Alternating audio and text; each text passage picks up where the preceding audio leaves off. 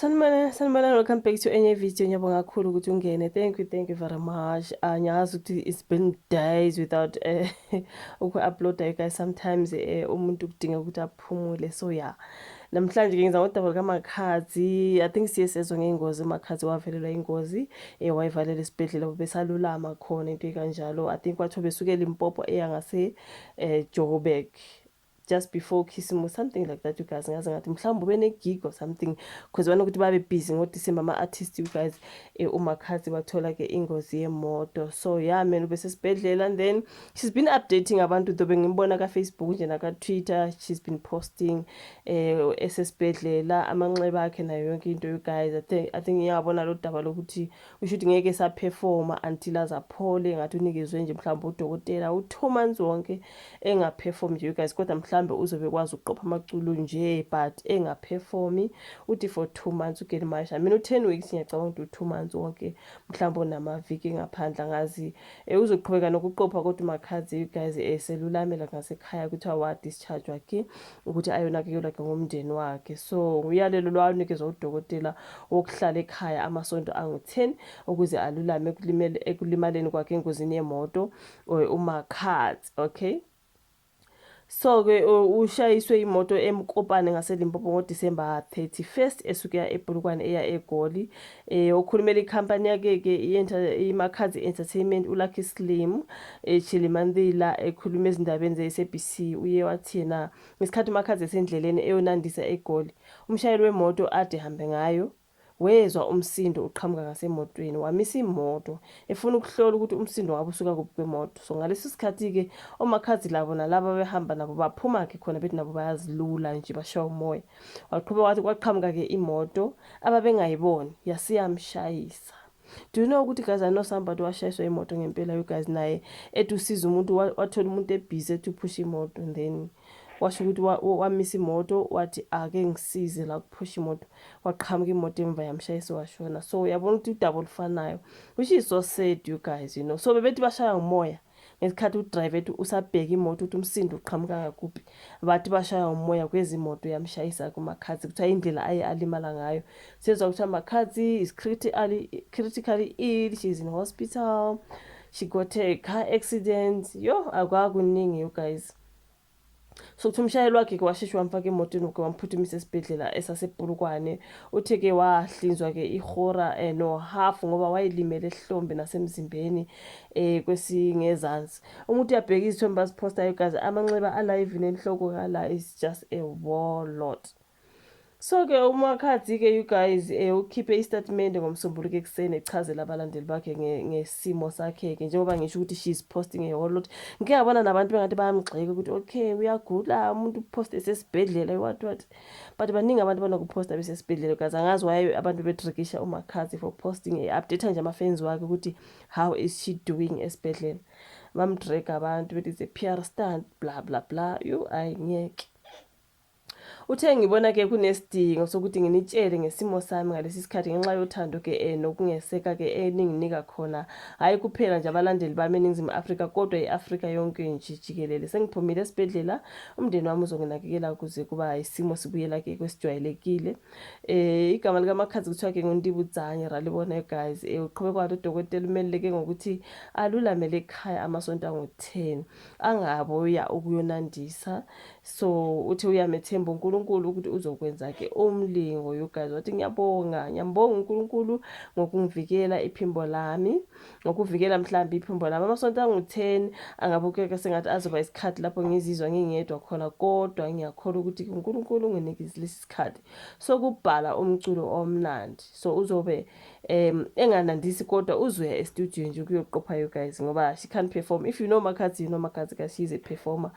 Kodwa-ke she can't perform, you guys. Uzobhala kuphela umculo, okay. Ilona daba likaMakhazi, you guys. All the best to her eselulamela ngasekhaya.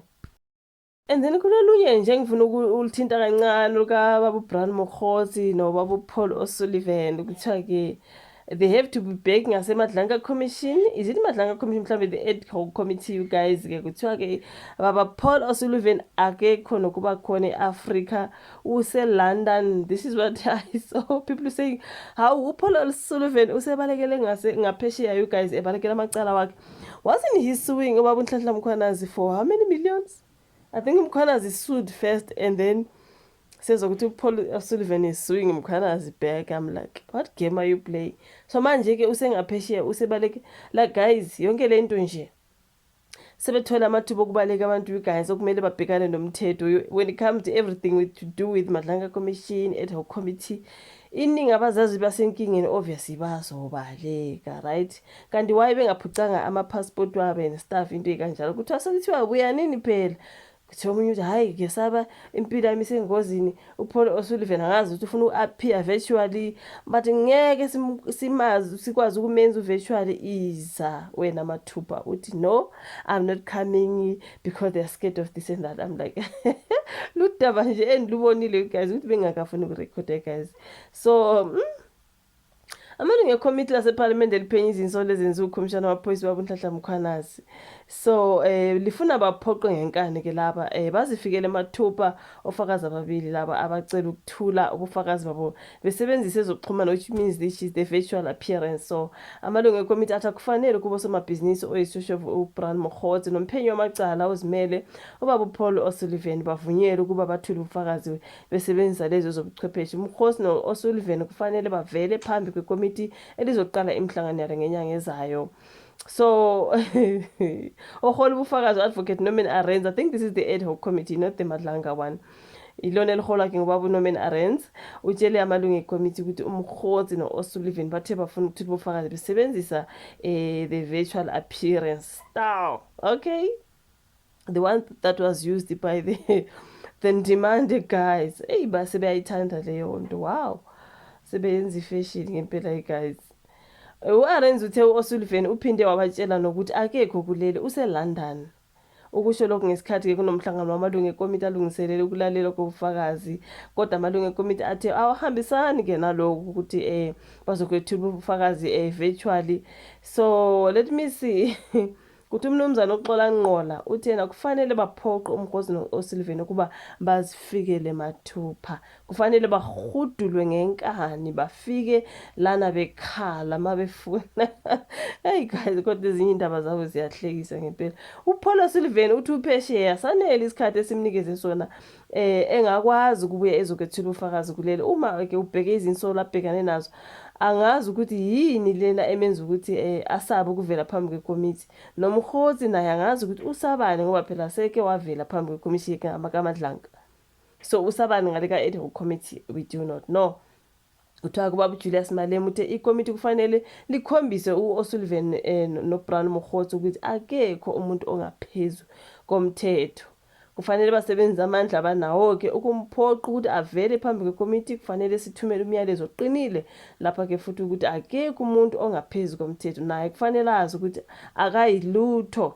Nomkhosi naye ngokunjalo gaza kumele angasibancenge.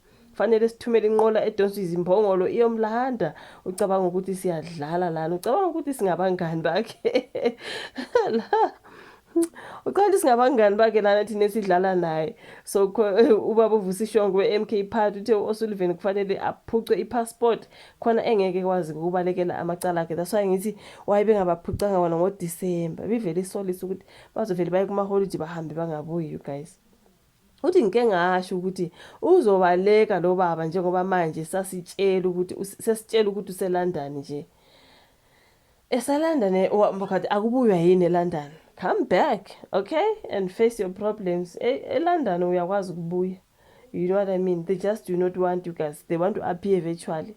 Hayi angazi kunzima you guys. Udaba engithanda ukuthinte kancane ngoba phela sengineviki lonke nginga-upload you guys. Bengithanda ni-update uMakhadzi and also ubaba uBrian Mokgotsi noPaul O'Sullivan abangasafuni ke ukuya ke phambi kwekomiti leParliament ke beyothula ubufakazi. Angazi besabani khona bakusabayo mhlambe nje khona bakufihlayo, hayi mhlamba bakusaba. You know what I mean? So ngamaviki ukuthi okay I can appear virtually, come straight zizele wena mathupha ikhona okufunekayo lapha nogazi bathi bazobahodula angazi ngezimbongolo wathi angazi yona nto abakhuluma ngayo on that particular story sika-Brian Mogotsi noPaulo Silvan. Ngiyabonga kakhulu ishivo lakho comment section kulike ivideo, subscribe, share bese sibonana kwezayo. Bye.